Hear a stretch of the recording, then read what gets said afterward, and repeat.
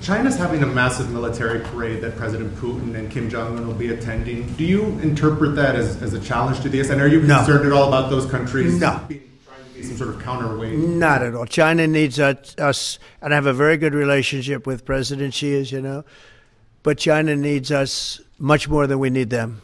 No, I don't see that at all, no. Because without the United States, everything in the world would die. It's true. It's so powerful. It's so big. And I made it really big in the first 4 years. Ядерная межконтинентальная ракета на жидком топливе Дунфэн-5С. Радиус поражения охватывает всю планету. Это важное средство устрашения и обеспечения безопасности государства и мира на планете.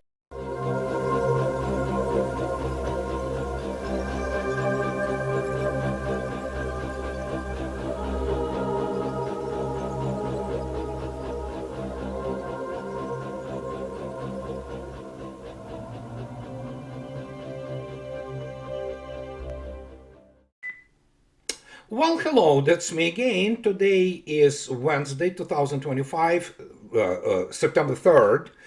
And yeah, the opening thing here is just kind of doesn't really need any kind of elaborations. So what can I say? I mean, yeah, and I already wrote the piece about this in the blog, but I don't think he even understands Trump, that he is beginning to look increasingly stupid, pardon my French, around the world, which laughs it off simply because it's so ridiculous that, and many people from in the United States also understand how preposterous this all is. But we have to go and take a look, apart from obviously the parade, which was magnificent in Beijing, and finally China basically is declaring itself part of this great victors of the World War II, which it was actually. Many people still do not understand. Then the World War II actually started much earlier than, for example, 1939, and that it already was a Japanese invasion and occupation of China and the huge war which was ongoing there since 1931. So, and I spoke about this last time about the contribution of the, for example, American Flying Tigers, which they made fighting Japanese there. And obviously, many people have to recall also that the Red Army in the famous Khalkhin Gol, just basically Japanese has been beaten badly. So, and it's always happening before the official start of the World War II in Europe, if you wish. And many people who still do not understand, why China is one of the 5 permanent representatives in United Nations Security Council. Simple as that. They are victors, and now they officially made it not on the day of the founding of the People's Republic of China. They made it this claim, historical claim, which is absolutely justified, that here we are. We have been also the victors. We claim our place essentially as military power, and you can only applaud this because it's about time that they started to talk in broadsides militarily also. So. And this is where we have to really keep this in mind. I want to point out, and I agree, people call me historian, I'm not historian, make no mistake. It's not like you need special training if you have this, decent understanding of how the history works, so to speak. You don't have to go and study for whatever years in history. You just have to understand how you work with sources. And here we have the lament from all kinds of the US media, which I actually support. But you know what? I will explain that here it is. It's one of them. The Wall Street Journal also laments this. On the World War II anniversary, China seeks to erase US role in victory. As it celebrates 80th anniversary of Japanese surrender, China is trying to recast wartime history by downplaying US help while emphasizing Moscow role. Well, first, we have to keep in mind that Moscow did play a major role in the World War II on the Far East, and yes, by demolishing almost 1 million strong Kwantung army. So, but I agree in a sense that obviously it's absolutely improper to bypass the gigantic role the United States played in defeating Japan, imperialist Japan, and of course the outstanding fight by especially people from the U.S. Navy and obviously Marines there performing feats of heroism, and so yeah, it's absolutely unjustified. But I want to remind you the other thing. And this is where it all comes down to. It's very unpleasant, obviously, to remind people, but hey, it's like living in the glass house and throwing the stones from it. Remember this? It was recently, many of our allies and friends are celebrating May 8th as a victory day, but we did more than any other country by far in producing a victorious result on World War II. I am hereby renaming May 8th as Victory Day for World War II and November 11th as Victory Day for World War I. We won both wars. Yeah, sure. Nobody was close to us in terms of strength, bravery, or military brilliance, but we never celebrate anything. That's because we don't have leaders anymore, blah, blah, blah, blah, blah, blah. So there you go. So now they beginning to cry wolf, if you wish, that somebody begins to downplay the role of the United States in defeating of the imperialist Japan. Russians don't, and Chinese really don't. But you saw yourself what Mr. Trump says. So evidently the United States alone just, not only the United States defeated everybody, primarily getting into the fight when the fight pretty much was decided, but both in World War I and World War II. But obviously, as you can see yourself now, that the United States is responsible for everything good, what happened to human civilization. And you know what, if following Trump's logic that, yeah, the United States is the foundation of the formation of Earth, solar system, and universe. So this is what it has become. It's a political theater of the lowest level. This is, I don't know, the paupers on the streets of London in the middle centuries, they have been entertained with a higher level entertainment than this. But it is what it is. But that brings us to the obviously results of this meeting, summit in the Shanghai Cooperation Organization, and of course Beijing Parade, and everything which was not only stated there or demonstrated or manifested, if you wish, but was signed and decided. And the shocker, as already stated, is US dollar is over. And we just spoke also with Danny Haiphon, Scott Ritter, Garland Nixon, and I, and we agree, yeah, it's over. It's not over as a currency, it's still going to have circulation, but in terms of the reserve currency, it's over. Everybody prefers to now work with their own currencies, and establishment of the Shanghai Cooperation Organization Development Bank, which is most likely already ready to go. That's pretty much it. It will be completely independent from the West-run financial organization, and good riddance, actually. But let's take a look at the other huge things. And so Wall Street Journal laments, well, Chinese, Russian, Indian leaders pledge cooperation in a message to Trump. While many outstanding problems remain, the summit highlights difficulties of Washington's attempt to redraw the world order. Washington cannot redraw any world order because obviously it doesn't have resources. And the question is now, this is what Russians are doing, how to save the United States. Europe is done. Make no mistake, nobody's going to be talking to Europe. But obviously reactions have been like this. Look at this. The Times, yeah, they posted, yeah, as you can see yourself. They see that obviously Narendra Modi, India's prime minister, made his first visit to China in 7 years. So everybody shows those photographs, and of course these Financial Times, as you can see yourself.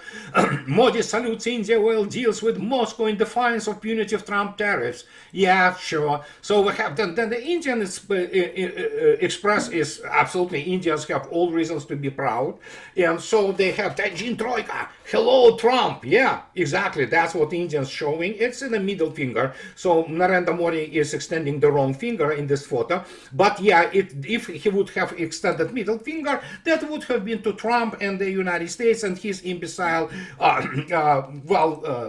State Department and foreign policy establishment. They are not normal people, not professionals. They do not understand what it is to serve the United States, that the United States not just profits but benefits in a larger sense from cooperation.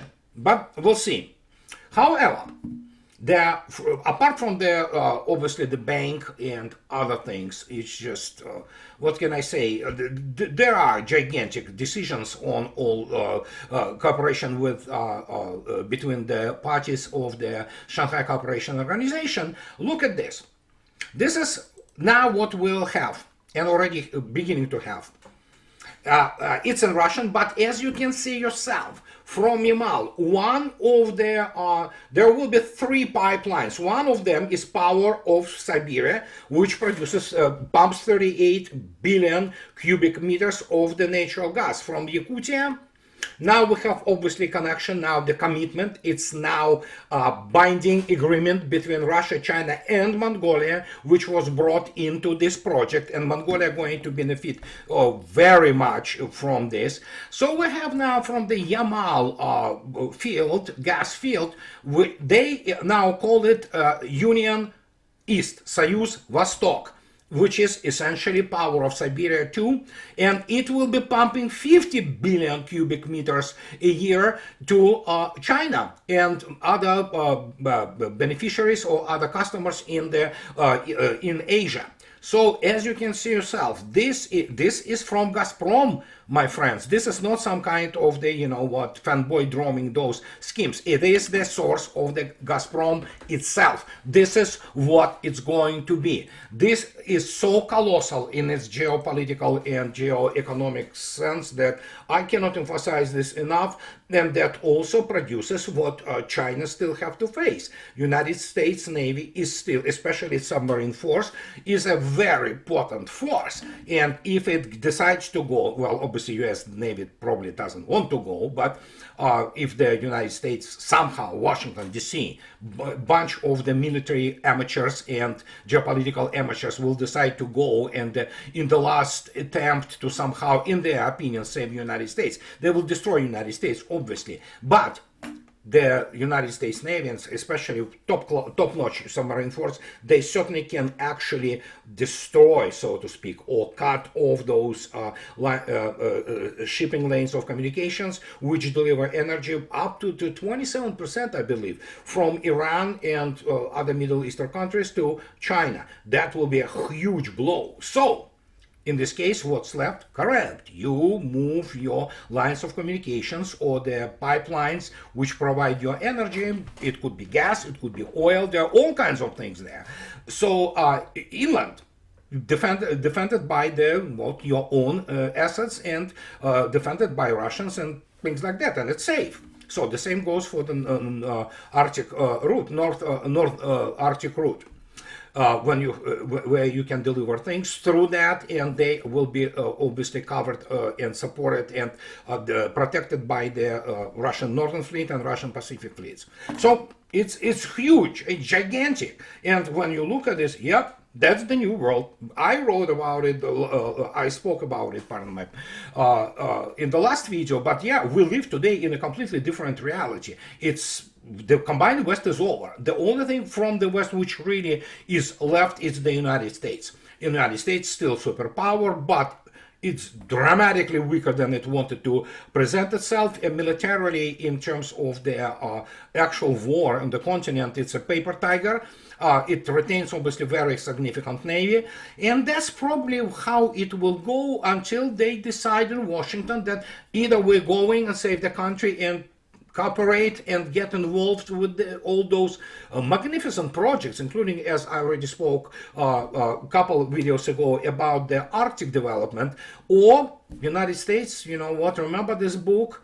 Yeah, that's the book. I spoke about it 5 years ago almost, that's saying that things are not going that well, and they are not. But unlike Europe, as I will repeat it again, keep in mind, United States still has agency. So it's just how it's gonna use its agency to the benefit of the United States and American people at large, or to trying to disrupt and lose yet another war. Well, it's already lost, and that is why actually Indians, I mean, they had the Schadenfreude moment and middle finger moment. So yeah, go tariff us, you know what? So you're gonna lose, and it's already happened. So, and not only that, obviously, we have the situation also with the Europeans, up to the point that, of course, they have this von der Leyen lady. She's an imbecile, certified, and she has a visceral hatred to Russia, and most of German government does too. But look at this. Even a couple days ago, that's essentially. It came to the point that is Mr. Pistorius, who himself is a war hawk, actually, as Politico reports, German defense chief slaps down von der Leyen's talk of EU troops for Ukraine. German Defense Minister Boris Pistorius today criticized European Commission President Ursula von der Leyen for publicly floating plans to send multinational troops to Ukraine as part of the long-term security guarantees. First, you have to keep in mind that Germany is bankrupt. Germany is bankrupt, and Germany is not coming back. I mean, I already know, we all know the economic statistics, but the fact that they still think that they somehow can build something like one tank a year, and they provide something to whatever will be left of Ukraine, I mean, these are wet dreams of people who do not understand the basic things about warfare or economics. And as the result, even Pistorius, who was known for being very aggressive towards Russia, he has to slap down this, you know what, so four-wheel drive beach, pardon my friend. And so, but yeah, this is who they are. This is what they want to do, you know, to provide some kind of weapons, you know, to the last Ukrainian. Well, Russia will obviously accommodate if it comes down to it. And now we can easily, after what everything has been disclosed, in terms of the correlation of losses, not correlation of forces and means, Russia has an overwhelming dominance over not only Ukraine, but over NATO. So here we are. We have today's tally. And so Ukrainian losses, so as you can see yourself, that it's the third. And we have what? Traditional 1,300, give and take. So these are mostly killed. And when you lose 90,000, you know, a year, killed and wounded, that's casualty, a month on Ukrainian side, yeah, that's not much left in terms of the personnel. And if London, that's the only thing London can do. They are not very bright people there, as already stated. And I mean it, it's not exaggeration. Average MP from, British Parliament is moron, basically, average, not all of them. Of course, we know we used to have the George Galloway, who was the MP there, and he is a man of principles and bright mind. So, and there are some a few here and there, but primarily are morons, you know. And the same goes for the defense ministry. And for some reason, these people who really never faced a real war in their life, and they decided to plan this whole thing. Yeah, Russia will, accommodate. And yes, Ukrainian essentially military-industrial whatever is left of it complex, there's no complex anymore. There's some separate random industries to produce something like some drone or here and there. They are all successfully destroyed by Russia. Russia has excellent targeting. It's the second best satellite grouping out there, and of course excellent weapons. So, and it's pretty much over, and if they want to continue, Russia will accommodate. So as a result, we can take a look at this bunch of cretins. That's New York Times. New York Times is, we know this. I spoke many times about that. Don't even use it as the toilet paper, during the times of crisis, because you can get the brain cancer anally, So, and but here it is. There is some moron writes that Ukraine pursues a weapon buildup more potent than any security guarantee. Kyiv sees a well-equipped army. Yeah, sure. Yeah, absolutely. I mean, you have to be imbecile to even translate those ideas. As a stronger deterrent to Moscow than any Western pledges to defend it. It is working to attract billions to buy more arms. Yeah, you can attract trillions if you wish. If you don't have arms, you're not going to buy it, and Ukraine is not capable to produce serious weapon system. It's absolutely, its industrial base was destroyed. It is the garbage written by this constant Mehut, whatever the name of this boy, and he obviously he reports from Kiev. So as you might understand, he probably is basically somehow on the payroll of who knows who, and he continues to spew this BS. And so he talks about this, Ukraine will create this at the center of this effort is a new NATO-backed procurement system that will channel European funds which Europe doesn't have into buying US weapons which US doesn't have for Ukraine. President Vladimir Zelensky hopes the system will enable $1 billion in purchases each month with a particular focus on acquiring US-made Patriot air defense system to expand Kyiv limited arsenal. Yeah, it doesn't matter. So first, United States doesn't have Patriots, and secondly, it doesn't matter. They do not really work, and their combat effectiveness is pathetic. So, but then again, he continues to procure this propaganda, so Kyiv is also betting on its booming. Booming, yeah, right. Yeah, I absolutely agree. It is booming. It goes boom every night. Like last night, 600 drones, and there are a bunch of dozens upon the cruise missiles. Absolutely booming in the most profound way. And yeah, I don't believe that this imbecile, whatever his name, writes this garbage. So he obviously is on payroll of some kind of the propaganda outlets in Ukraine. So the booming domestic defense industry, which has already delivered drones that swarm the battlefield, the boy has to learn actual reality and correlation of forces and means. But yeah, he is a journal. That means what? He's a retard by definition. And it's now working to procure more powerful weapons. This month, Ukraine said it has completed the development and begun production of its first domestically made long-range cruise missile. And so we have this other boy from Norway, and other people who talk about this. I will explain it in a second. That the main guarantee of Ukraine's security is a fully capable, well-trained army that remains in constant combat readiness. You cannot fix it. If you graduated Sandhurst or you graduated the King's College with War Studies, you will not understand what readiness is. They don't have clue about it. They don't have grasp of what readiness in the 21st century army is, and that Ukraine, whatever is left of it, is incapable of producing even the right now properly trained units and formations. But yeah, and so what kind of weapon they're talking about? Oh yeah, they're talking about this. Look at this. Ukraine is hoping it will soon be able to rely on its new missile, which is called Flamingo. On paper, well, correct, on paper, it can fly more than 1,800 miles with a 1.2 tons payload, according to the experts, meaning the missile could strike Moscow and Russian cities far beyond. Its effectiveness on the battlefield, however, remains untested. Okay, take a look at this photo of this thing. It's a garage-made missile. They stuck some kind of the aviation engine on it. As you can see yourself, even by the design, it's backward crewed something.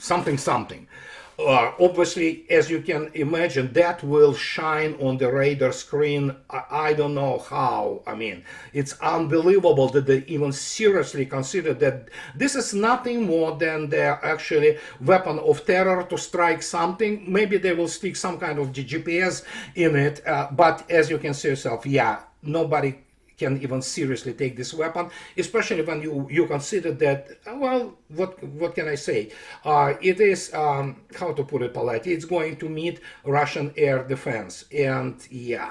And so, still experts say such a weapon could serve as a more potent deterrent to the Kremlin than any Western pledge for protection. A mass-produced deep strike weapon like the Flamingo is arguably Ukraine's strongest security guarantee in the post-war. Fabian Hoffman, a weapons expert, I will show you who this weapons expert at the University of Oslo, wrote in recent analysis. Remarkably, even in this analysis, he made a couple of the good points, because that he admits that, yeah, there is no way that will be mass produced, and it's nothing more than terror weapons, strike some kind of the apartment complex, kill more civilians. This is what it is. But look at this, who his weapon expert is, this Fabian Hoffman. Oh my God, look at that.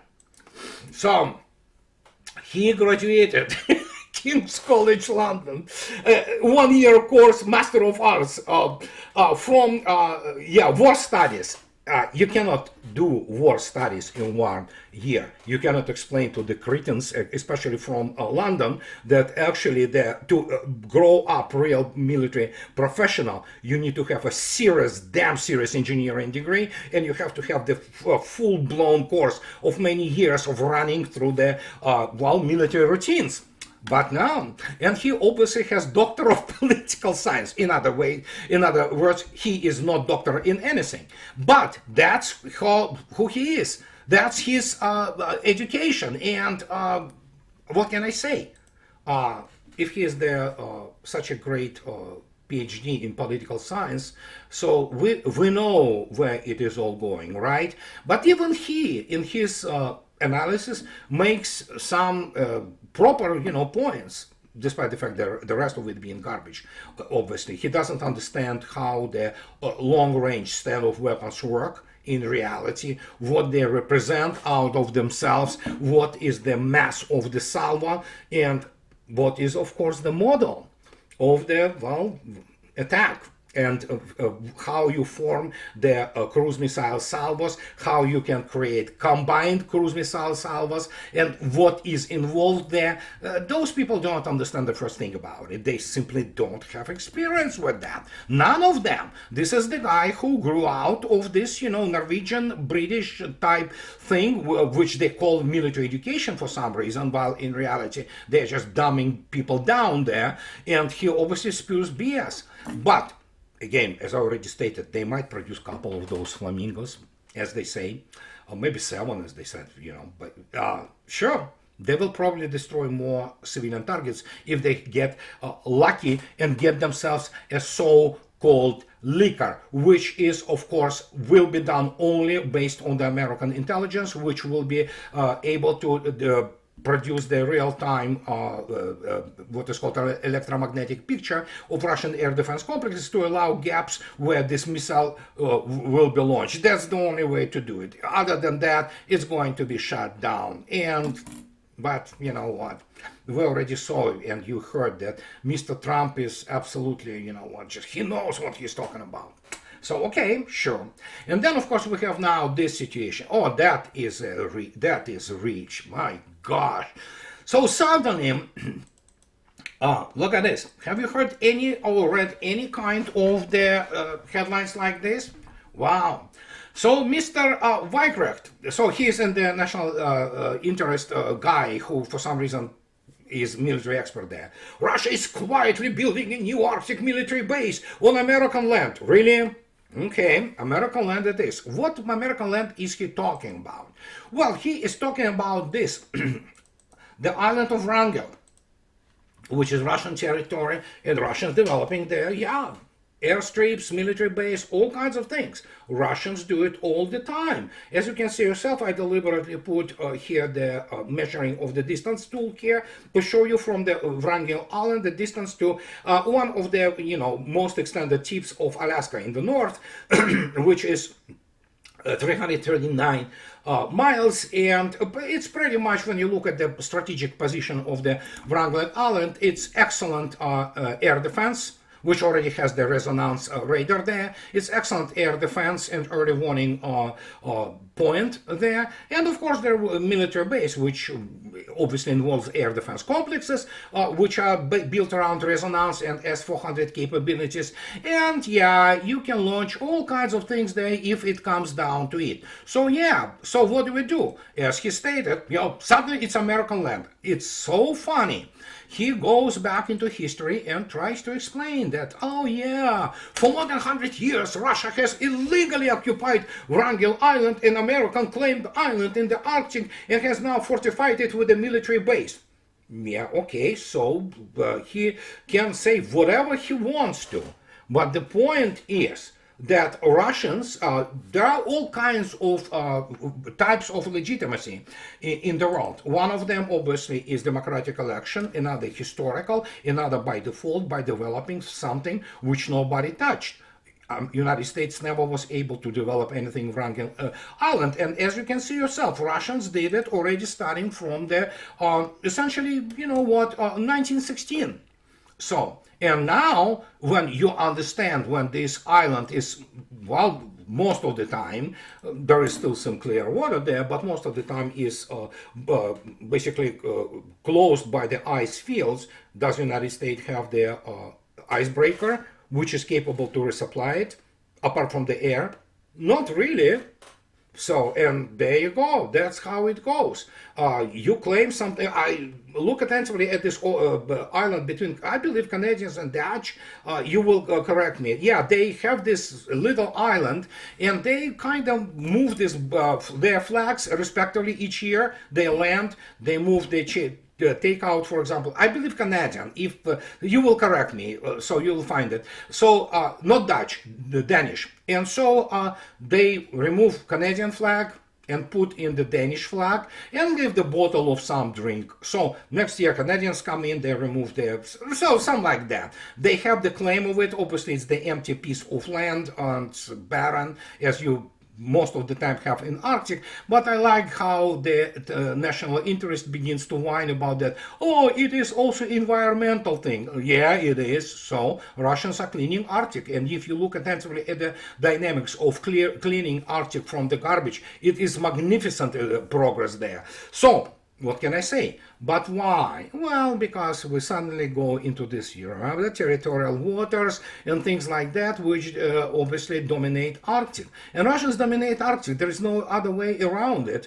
Nobody has anything comparable to Russian icebreaker field and the fleet, and obviously their ability to navigate Arctic. Simple as that. US nuclear submarines obviously navigate Arctic, but that's the whole other story.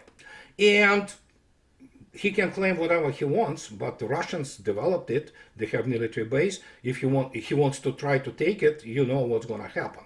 So, and this is what I wanted to tell you today. And as always, in the end, those who like what I do, please subscribe to my channel. And those who can afford, please support me on the Patreon or buy me a coffee too. That keeps me in business, guys. So that will be it for today, guys. And I talk to you later. Bye-bye.